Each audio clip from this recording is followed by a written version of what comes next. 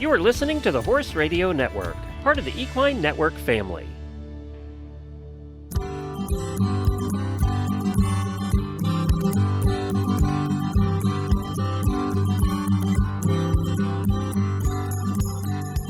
Welcome to this episode of the Business of Practice podcast, where we focus on the business and human sides of equine veterinary medicine. In this episode, we're going to talk to AAEP Director of Education Karen Pautz, MS, about finding time to learn. I'm your host, Kim Brown, editor of Equimanagement. The Business of Practice podcast is brought to you in 2023 by CareCredit. Karen joined the AAEP as the Director of Education in June of 2019. Prior to that, she served nearly 21 years at William Woods University. She was the Program Manager, School of Equestrian Studies online master's degree in equestrian education for nearly 7 years after serving as an assistant professor in the School of Equestrian Studies since August of 2002. For nearly 10 years prior to that, she was the New Media Design Director at the Blood Horse. Karen earned her master's degree in teaching and technology at William Woods, where she had obtained her BA. She also attended the University of Missouri Columbia School of Journalism for 2 years prior to starting at the Blood Horse. Welcome to the podcast, Karen. Hey, Kim. Happy to be here. Well, we all know that the sustainability of equine veterinary practice is the top priority of the AAEP. Yes. And we want to make sure that equine veterinarians feel like they have time to learn. And everyone is so busy right now. So we want to talk a little bit about the options that veterinarians have to find education, whether it's for the CE that they need or whether it's just on a topic that they really just are interested in. So let's start, Karen, and talk a little bit about CE, because that's required of all vets. So what can veterinarians do when they're looking for CE? Well, my first overarching recommendation would be to make sure you know your state's licensing requirements, because they're all different. And I think too many people just have an idea that there's one way to get CE, and that's not right. There's a whole lot of different ways to get CE. And then, of course, when we talk about learning, yes, everybody has to get CE, but we hope also that people want to learn just for learning's sake. And the ideal thing is to do both at once, to make sure that the CE that we offer is very valuable to our members immediately, but also, it's just cool to learn. Yeah. So let's talk a little bit about CE. And I think a lot of veterinarians might not realize, and some of this was due to the pandemic, and some of it is just out there and maybe just isn't understood, that there are a lot of ways to get CE. Can you talk about a few of them? There are very much a lot of ways to get CE. And you probably can't, I can't, as Director of Education at AAEP, list every single requirement or mode of learning that each state offers, because they are so different. I would recommend that if you're a member of AVMA, to go to their website and search continuing education, and you'll find this big chart of each state and their CE requirements. Now, when I looked at that chart yesterday, it said that it had been updated in March of 2021. And so lots of things have changed since then. Yeah. So again, it's really important that you go to your state licensing board site, hope that they keep it updated, and work your way through all the legalese terminology to figure out what exactly is required. But for some states, just reading a scholarly article and being able to document that you've read it is good enough for CE. Wow. Or writing that scholarly article, or attending a seminar, whether or not the producers of that seminar say that it's eligible for CE, your state might accept it. Now, the trick is just to make sure that you document everything. And I'll take a moment to remind everybody, learn how to keep track of this stuff. Have an organized file on your computer. And a lot of places that offer CE will email you a CE certificate. Learn to download those and keep them. Because whoever gives you the CE should also be keeping good records and have your information available. But technology changes so much, and the platform that you earn your CE on might not be around in a year. So save your stuff. Save. Good tip. And that's really interesting. And I know at one point you were a teacher, and you said that sometimes if vets are going out and doing some instructing, like they go to a local vet school and teach a class or something like that. I mean, even things like that, depending on your state, can count as CE. Yes. And again, it's just all across the board with states. So you really need to have an idea of your state or your province or your nation, for those of us who aren't in the U.S. And, if you're not sure, call them. That's a good point. Because some of those sites can be a little hard to navigate. Yes. Yes, very much. I was going through a bunch of states' websites yesterday to prepare for this discussion. And a lot of the states, the only way you're going to find the specific items that they'll allow for CE is to go to their FAQ, which, yeah. So you might have to dig. But it's worth it because you'll be surprised, I think, about all of the stuff that's available. And most CE providers these days in the U.S. will make their offerings RACE approved. RACE, which is the Registry of Approved Continuing Education, which is organized by the AAVSB, which is the American Association of Veterinary State Boards. Anything that's RACE approved is almost by default approved by your state. Almost by default. But I think a lot of vets think that the only CE they can earn is the RACE-approved stuff. And again, that's not necessarily the case. So you may have more options available to you than you realize. Well, and speaking of options, I mean, we started this podcast talking about how busy vets are. And if you have to have your CE, a lot of people are turning to online CE and on demand. And yay.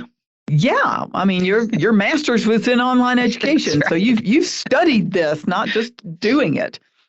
And it's interesting, of course, since COVID, there were a lot of changes in regulations because nobody was meeting in person to be able to get their CE. So let's talk a little bit about the on-demand for the digital, You do a lot of these through AAEP. There are a lot of different organizations and groups that have on-demand. Even some companies offer on-demand that have RACE-approved CE. Yes. So how do you go about finding them, picking them, getting something you want? I mean, there is a lot out there. And I believe, as you said, when we were talking in prep for this, again, keep up with your state because some of them are reverting back and requiring more live now, hands-on, than on demand. But let's start with on demand. So how do you find it? How do you know it's going to be good? What are you getting out of it? Well, there's not a large clearinghouse of lists of CE. Actually, if you go to AASVB, or I always say that wrong, AAVSB, They do have a list of race-approved stuff, but it includes small animals as well. And very often, race approval doesn't occur until almost after the activity takes place. So you have to be a little good at tracking stuff like this down. Now, of course, I work for AAEP. We do CE. So go to AAEP and look at our CE calendar, and you'll get lots of stuff. Maybe I shouldn't say most, but many states do their own CE. Certainly any of the state or regional or national convention type things are going to be good for getting your CE. We have a lot of members who go to our annual convention and get all the CE they need for their 2 years. Most states are on a 2-year schedule. Some states are on a 3-year, but yeah, so there is still a lot of looking around that you have to do. So how can you tell if I get on and of course, you got to figure, and I'm going to give you a little kudos here because Kieran's CE is really good, and it's always fun as well as educational. She has great presenters, and they prep so that nobody's stumbling around trying to figure out how to work the technology. And Kieran is great on the technology and can, fix things. And that's not always true on some of the CE I've been attending. Aw, shucks. The Business of Practice podcast is brought to you by CareCredit. CareCredit keeps equine veterinarians at the heart of care by providing horse owners with simple, budget-friendly financing options. By bridging the gap between cost and care, CareCredit supports healthy financial relationships between veterinarians and their clients. It can help them move forward with care a horse needs whenever and wherever it's needed. And then you mentioned the conventions. A lot of the conventions still offer a portion of their live programs as on demand. So if there's a California, Florida, Kentucky, if there's something going on, NAV, whatever, that's going on that you want to attend certain sessions, you can check to see if those are on demand. Yes, absolutely. Yes.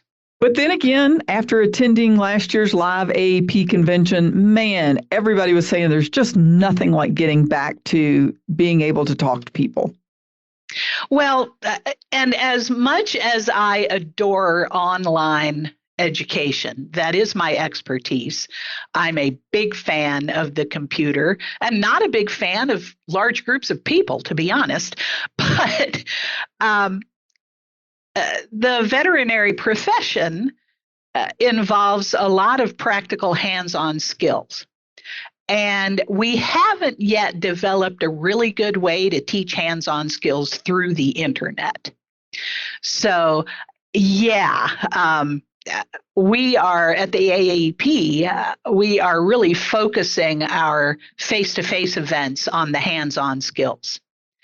I am not a big fan of sitting in a darkened hotel conference room and watching PowerPoint presentations. I mean, they are good for some things, but not good for learning how to do things hands-on.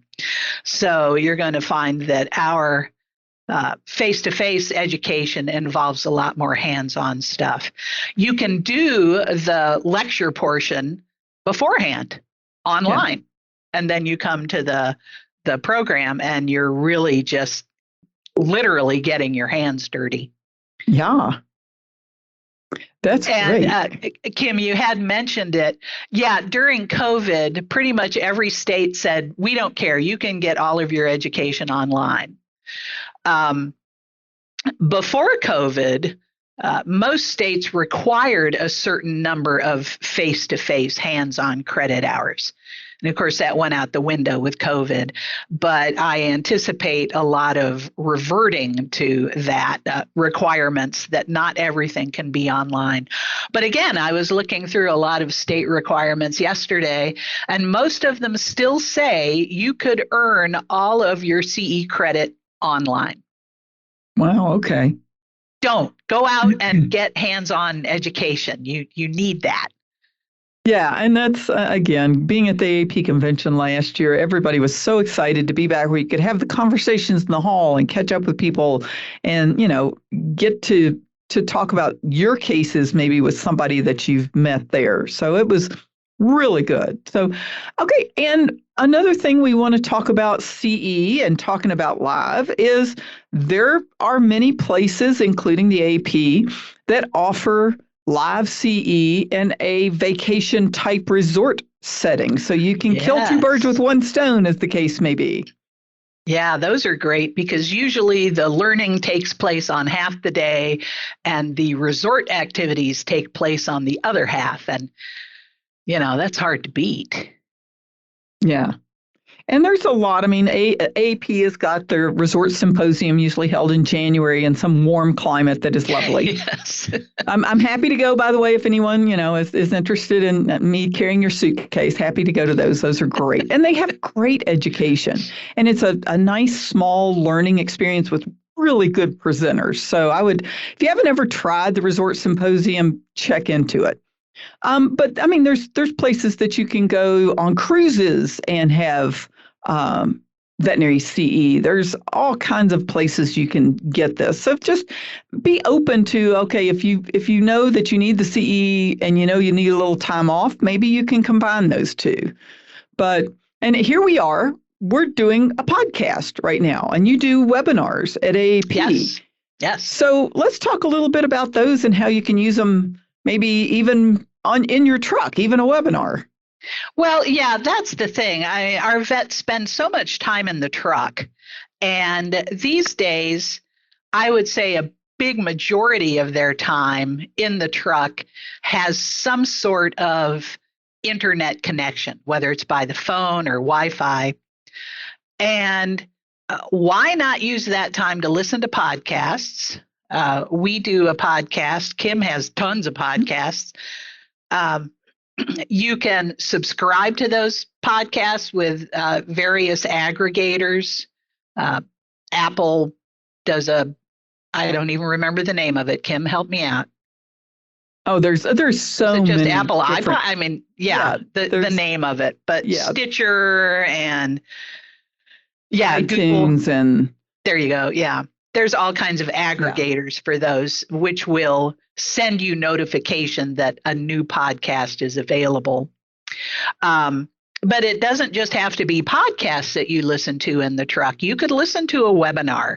Even if the webinar has a video portion, you can still just listen to it. You can turn off the video part and listen to it. And I do that sometimes. I'll listen to a video in the car. I would point out that I'm not going to watch it, but I'll listen to it. And then if I think it warrants it, I'll go back and watch it later. Yeah. But a lot of our webinars, at least the AAEP, when we do our virtual Wednesday roundtables, those are mostly conversation. They don't have a whole lot of important like PowerPoint slides that you have to look at. So there's a lot of them that are great as webinars. And in fact, I'll post just the audio of it. So yeah, use that time in your truck to listen up. Yeah, and that's great. And again, whether it's for CE or not for CE, when you're looking for specific areas of interest, you can read articles. I mean, pretty much non-CE is all the same as what we've already talked about. Yes. Find the topic you're interested in, and if it doesn't matter if you need the CE or not. So it's great. And of course, again, AAP, Equine Management, AVMA, there's a lot of groups that offer different things that you can get. Some people they feel like they learn better if they're reading. Some people feel like they learn better if they're listening. Some people want to watch more. Some people need the hands-on. So maybe a nice combination of learning so that you feel like you've gotten all your senses involved. That was lovely. That's exactly the way. Differentiated learning. Good job, Kim. Oh, there we go. Hey, coined a new phrase. I like terms. that. Yeah. I was hoping to slip in intrinsic versus extrinsic motivation somewhere along the discussion. Okay, well, if you're going to use those, you're going to have to explain them, okay? Extrinsic motivation is having an exterior motivator like CE in order to learn. Intrinsic is just you want to learn it because you want to learn it. And I hope that most CE offerings, either from AAEP or anywhere else, are also clicking that intrinsic motivation. I want to learn this stuff. Yeah. The heck with the CE credits. And is there anything else that you would like to say to our listeners, whether they're vets, students, techs, about learning? Working with the AAEP after having worked in college situations for a long time, without meaning to demean any college students, working with veterinarians is like working with all the honors students. It is so fun because they're all overachievers and very smart. If there's something you want to learn, reach out. Someone will be there to help you with it. And reaching out is easier and easier nowadays with the internet and with webinars and Zoom and other meetings. It's a helpful group and they want to share their knowledge. It's just so cool. Yeah, and I have really enjoyed, I do a business and a health podcast, and we're on the business podcast today. So make sure you go back and listen to some of the previous ones. And I just want to thank you, Karen, for joining us today. It was a great fun talking to you, and I hope the vets out there and the students and the techs all kind of get reinvigorated and maybe want to go try something new for their learning. And we'd like to thank all of our listeners today for joining us on the Business of Practice, and a big thanks to our sponsor, CareCredit, for just giving us the opportunity to have these conversations. Well, I'm not going to let you cut me off quite yet. Okay, jump right in. In your webpage that includes the podcast, stick my email address in there. So if people want to reach out to me about learning opportunities, or if they have good ideas, let me know. We have a couple different things in the work. We've started, and we're just barely starting, a library of short videos.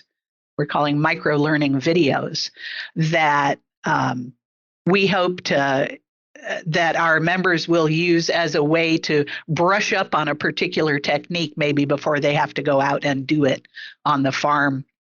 Right now, you have to have an internet connection to get those videos, but as technology improves, I think those will be easier and easier to access.